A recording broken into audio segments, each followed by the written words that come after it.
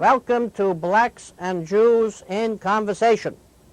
As you can see, our guests here tonight are indeed of the professional category. We have two. And I'll begin with Ellen Freidland. Before I introduce you to her, I just want to tell you they're courtesy of Harley Lippman. And Harley was a guest on this show earlier, and he comes from Genesis 10. And if you don't know what that is, then you should check our inventory. And Genesis 10 comes in turn from the American-Israel Friendship League, which is, of course, Bill Berra. And they were our sponsor of our Judges to Israel on the Blacks and Jews in Conversation. And not just Blacks and Jews in Conversation. Now, you might have followed on Sunday. There was, under our dear friend of Heikend and the controller, Bill Thompson, Jr., and our chairperson, of course, being the Honorable William Thompson, Sr., a meeting of the minds that, again, Blacks and Jews are coming together to protest all of the growing, unfortunately, growing racism and Jew hatred appearing in our city. Over the last months, there have been nooses on doors, reminders of the terrible era of lynching, and swastikas on cemeteries, spreading to cars, spreading to homes of course, the World War II Holocaust. And we have done our programming on that, and there was, unfortunately, an increase in the outpouring of the cowardly hatred and acts that want to intimidate people to think that this is going to come back, but not if the courageous souls who of one mind came together on Sunday from clergy and from leading political figures to say that this will, of course, not be tolerated. We will be having programs at Stuyvesant High School this month and into February for Black History Month and all over. And tonight, thanks to Genesis 10 and Harley Lippman, one of the pioneers and companies that advance technology all over the world, and a good friend to the American-Israel Friendship League, and in turn to us, we have the technology wizards. And I'm going to turn it over to Ellen Freidland, who was responsible with her partner for the video of the Torah that made its way to Poland. And as somebody who has his hands full with this show and with the other shows I go on and with all the videos we try to make of our programs the last 12 or 13 years, I can tell you it's one tough business, and you need to produce quality work. And that's why I hope that they would come on, because these are the experts in the field of quality work for this type of documentary and video all over the world. Ellen, go ahead. Thank you so much, Dan, and thanks for having us on the show. I'm Ellen Freidland. This is Kurt Fissel. Hi, how are you? And we have two video production companies. One is GemGlow, through which we produce documentaries about subjects related to Jewish culture around the world. And the other is Voices and Visions Productions, which is a commercial company for which we have lots of clients producing videos for all kinds of purposes, because video is very popular these days. And it was through our work with GemGlow that we had the privilege of meeting Harley and getting involved in the documentary about the Torah, which began its life in Alsace back in the late 1800s 1876, right? And made its way through Europe and found itself in Poland at the end of the war, and then found itself in Manhattan, and through Harley's family, in honor of the bat mitzvah of their daughter Juliet, made its way back to Poland, where it now again serves a reborn Jewish community.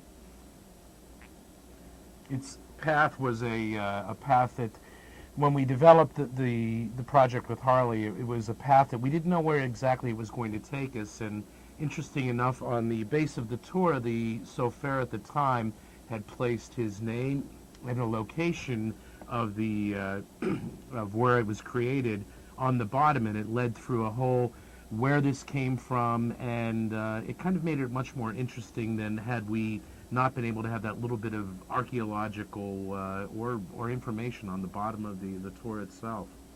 What goes into the production of such a documentary?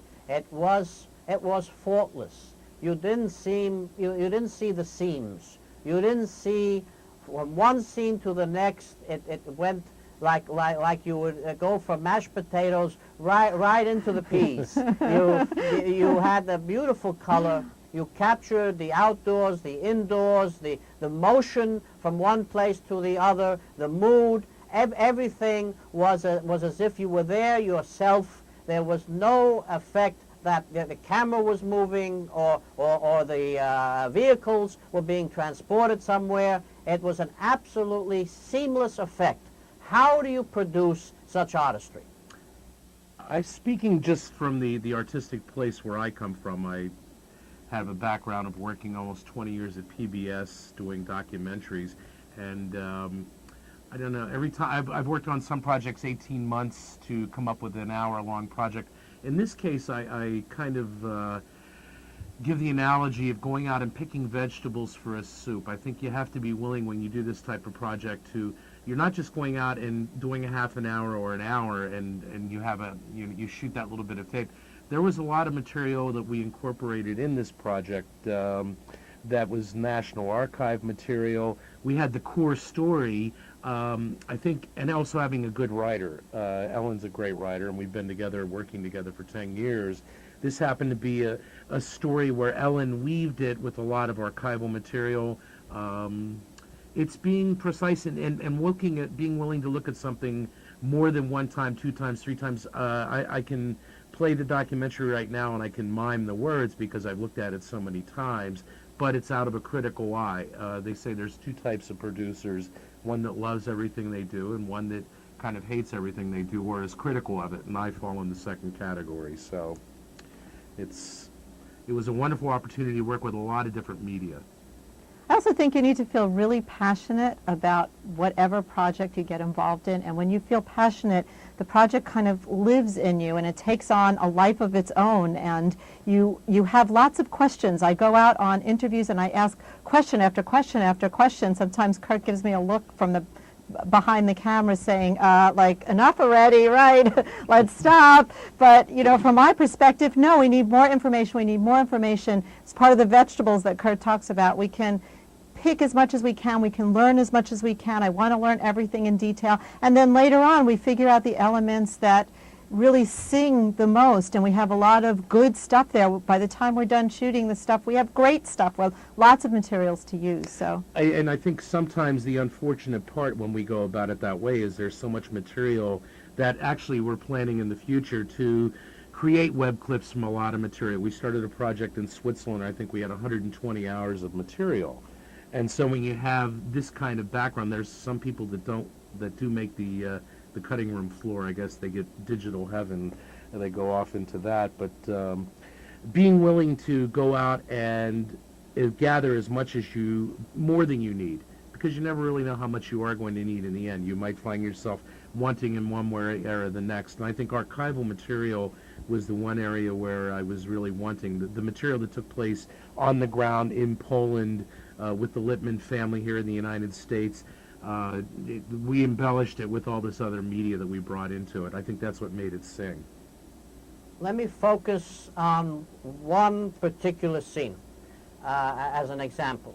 There was, by coincidence, I don't know, close to 200 members of the Israel Defense Forces with 5 generals, and they wanted to participate in the procession of the restoration of the Torah to a synagogue, an Orthodox synagogue in Warsaw. And you had in this tiny space, not to mention from the outdoors into the interior, a huge procession of the military, plus the civilians, plus the family, plus all the hoopla, plus the tears, plus the excitement and the joy and the celebration, and you captured that all in individual moments as well as in the group excitement. What goes into thinking about what scenes you're going to highlight in that pageantry, and how you're going to build it, and how you're going to group it all together, and how you're going to present the final the denouement of the whole thing? well, I think there's 2 parts of that. The first part of that is what goes into photographing it in the moment, and then the second part is what goes into the post-production later on. So Right. the photographing in the moment, I turn that over to the photographer, who Kurt is one of the best photographers you'll ever meet. So He's been doing this kind of work for several decades, as he said, with news as well. So there's a comfortability with being in the moment as a situation is unfolding. But Kirk can talk in more detail. I do think that the easiest thing, the trap to get into when you're filming this type of event, or any type of event that is like of a one-shot deal. You had 2 hours before Shabbat started. You only had, this was a one-time deal, and you're constantly composing. I'm editing. I do a lot of editing in the camera when I shoot, and I find that I'm thinking continuity of shot, wide shot, tight shot. You know, it's very. It sounds probably very cliche, but you know, wide shot, tight shot, medium shot. How's my next shot? And as the whole thing is working out, you have to keep your other eye open. You have to look around and see if you're missing something. These IDF soldiers came in and brought a level of enthusiasm to this whole event that you can find yourself getting. I was feeling myself a little tear in my eye. This was an emotional moment. These were soldiers that had come into for this dedication, and the Jews that lived in Poland and continue to live in Poland were seeing this, and it was like, wow, this is a euphoric moment all the way around. And you can't get trapped in trying to make so much that you get nothing, and that's probably not a good you can't get trapped in the moment. You have to stay focused and keep that mantra: wide shot, tight shot, pan shot, and you go back to your basics and use that as a core, because it's a timely moment. And if you find yourself spraying your camera all over the place, you might end up you come back to the edit room and then you really beat yourself in the end. This was an awesome synagogue to film in. It was an awesome, I think it went on for perhaps 45 minutes, the procession did. And it lent itself visually to a lot of really good material. And we didn't know in advance that there would be so many people and such a massive procession, because had we known, we might have thought about having another camera there. We might have insisted on that. Something like that could definitely use more than one camera. So actually the amazing thing about what you saw in the photographic end of that is that all of that happened with one camera. So let me go into some of your documentaries. You have, of course, the tour returns to Poland is 2006. There's Klezmer Musicians Travel Home to Krakow, 2004. From Refugee to Immigrant, a story of 3 Kosovo Albanian Americans, 2003. From Kristallnacht to Crystal Day, a synagogue in Wroclaw glows again, 2001. I know you just came back from a project in Germany.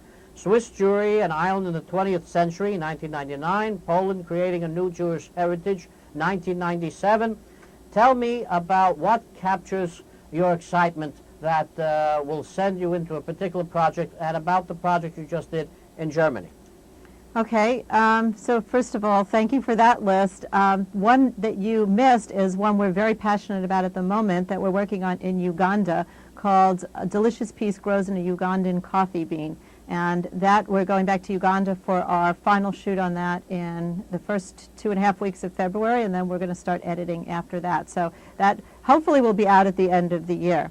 I didn't miss nothing. I was coming to that later. Okay. I would never miss anything, but start with that. That's a very good thing that now that you brought it up, you begin with that. Let's go right into it. All right. Well, that's a project that we started. I mean, if we go back to the question of what makes us decide what project we want to dive into, the fact is that there are as many stories out there in the world as there are people. There's no end to stories. There's no end to creativity and coming up with stories. I think every single day of the week we think about 10 different stories that would be awesome stories to record that we feel a little frustrated that we are not going to be recording. But when there's a story that we learn about that just grabs us, there's something that grabs us emotionally or spiritually, it becomes something that we say, okay, this is one we're going to dive into. You know, making a documentary is a real labor of love. It's not like doing a short piece that's 5 minutes long where you can go and videotape for a day or two. You only have a few hours to work with to put the material together. A documentary is something that sometimes takes years, and if you don't really love it, then you can't possibly make it from the beginning of the process to the end. And certainly this documentary is one that we fell in love with immediately when we heard about the story. This is a story of a group of coffee farmers in Mbale, Uganda, about 600 coffee farmers, who have a fair trade co-op. And what is unique about, there's several things, lots of things that are unique actually about this project. One, it's on the equator in Uganda. It's the land everything is lush and green. It's loaded with mosquitoes, a bit intense. It's a bit hot. We'll be there. Probably it's going to be about 102, 103. But I think what is so interesting about this story is that this group of farmers are Christians, Jews, and Muslims, and it's a diverse community, and they all get along. And when I say get along, they all live in peace and harmony. There's not, they have a common goal there, and that is to get. They take their profits to get their children education, to help with water, infrastructure. It's a very win-win kind of project, and it's beautiful, and it's a wonderful story to shoot.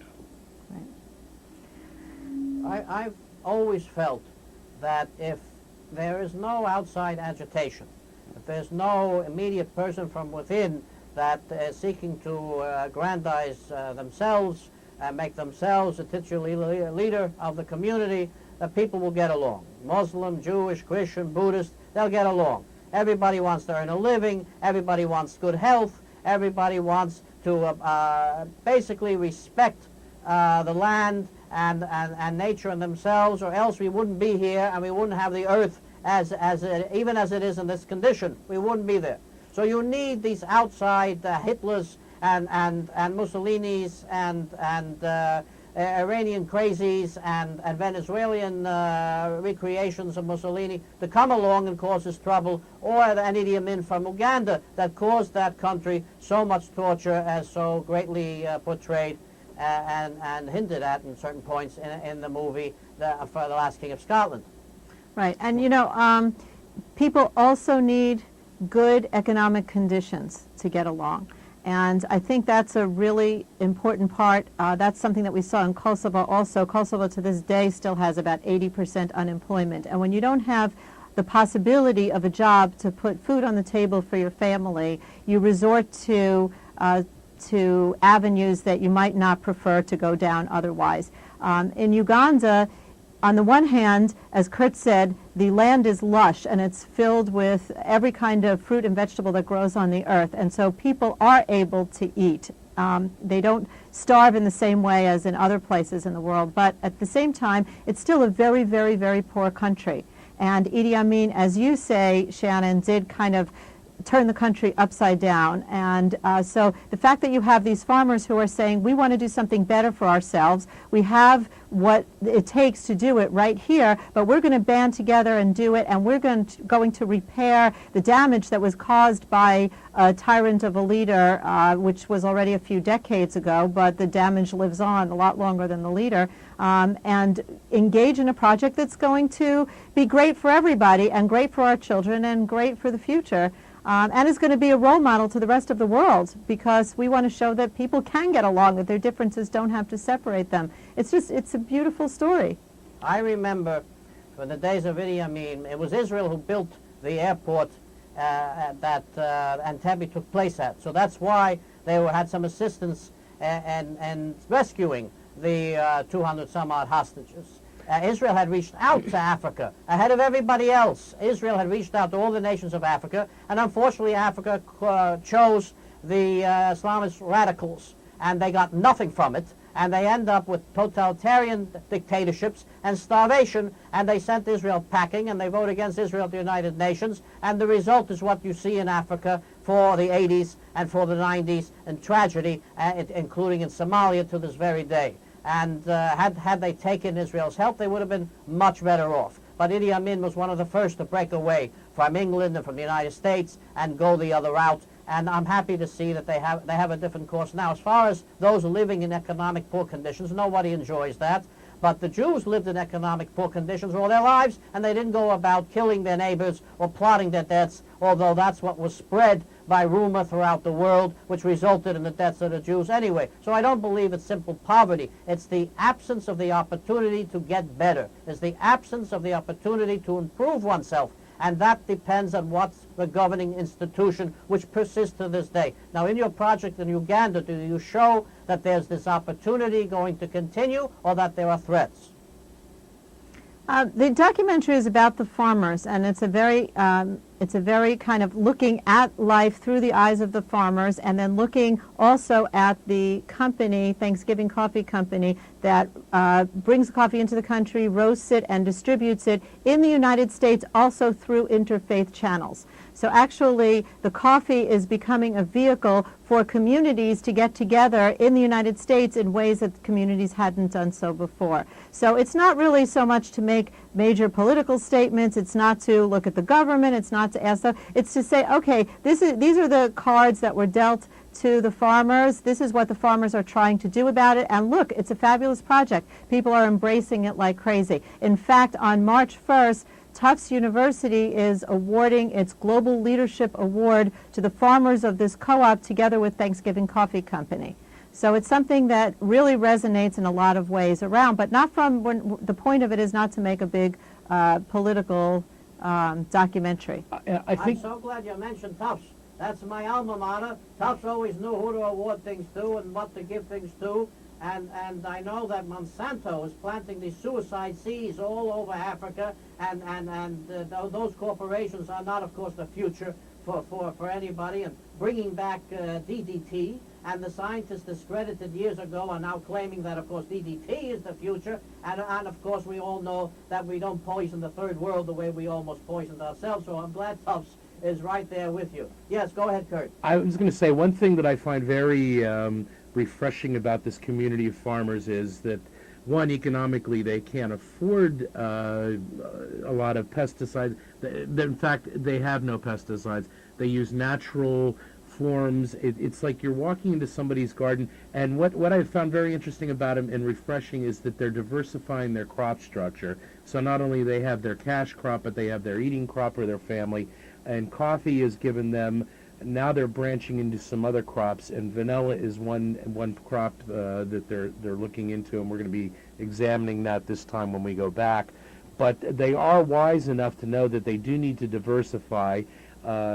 Coffee, according to one source, is the second traded commodity in the world next to petroleum. So, it spans the equator, and they plant coffee, and it goes up and down. The prices do on the commodities markets, and certainly if they don't diversify, there's a good chance that they might get stuck. But they're taking these opportunities with vanilla, other products, other crops too.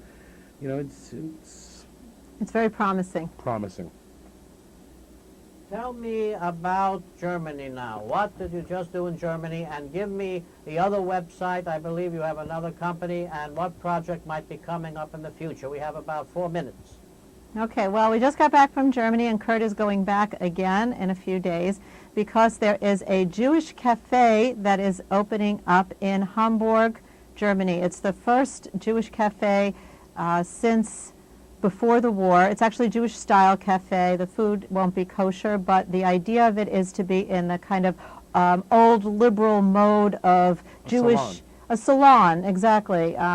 Jewish thinking and teaching and learning. And there's going to be a bookstore associated with it. Part of it will be a bookstore. In the back is a room for meetings and forums and discussions and chamber music and all kinds of intellectual and musical and artistic endeavors. So this is a very exciting project, partly because it was put together by a woman in the Jewish community there who's originally from Paris, but whose father was from Hamburg and left Germany, left Hamburg right before Kristallnacht, went to Paris, where he and his wife, who was from Romania, raised their children, and their daughter went back to Hamburg because she married a German man who was from there and was a cellist. And for all these years, more than 2 decades that she's been living there, she felt a little uncomfortable. So here's this project, here's this Jewish salon that she put together, and through this project, her father comes back. He feels back at home. She now feels at peace with herself, like she's reconnected herself. And as it turns out, other people, like the architect, is someone who has Jewish roots that go back several generations. And he walks into the place. His mother says two things to him. The first thing she says is, "Oh my gosh, what are you doing? Don't do it," because she's afraid in the old kind of European Jewish way of her child's safety. And the other part is, how wonderful that you're doing it. When's it open? Yeah. When is it open? So it's a really lovely story about people kind of coming back to their roots. And interesting, the building is in the Jewish quarter, or the Jewish part of Hamburg, right up the street from the remnant of the synagogue of, it was the, was it Karbach? Yes, the Karlbach family was from Hamburg. Right up the street. So it's a really lovely story, and the official opening will be next weekend, so Kurt's going to go back and videotape that.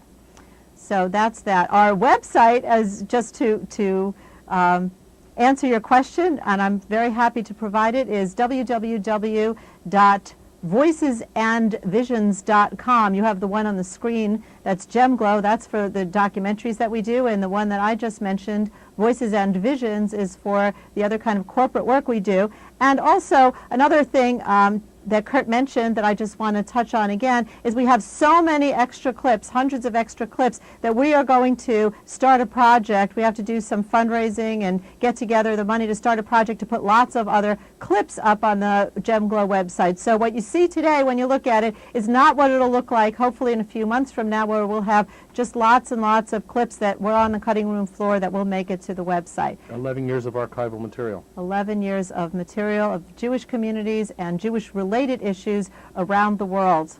I noticed that you have Ignaz Bubitz, the former chairman and president of the Central Council, Michael Freidland, the president of the European Jewish Congress, Ruth Dreyfus, the president of Switzerland in 2000, Ralph Bloch, the former president of the Swiss Confederation of Jewish Communities, Israeli Major General Uzi Dayan, the former national security advisor and founder of a movement called Turning the Corner. I've yet to see them turn a corner.